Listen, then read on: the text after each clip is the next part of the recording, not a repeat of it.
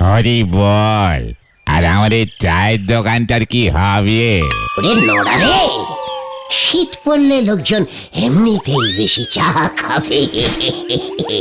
তাছাড়া কত লোক যারা পয়সা খরচ করে আসল হিমালয় দেখতে যেতে পারে না, তারা এই গলতপুরের মিনি হিমালয় দেখে দুধের স্বাদ ঘোলে মেটাবে বলতো।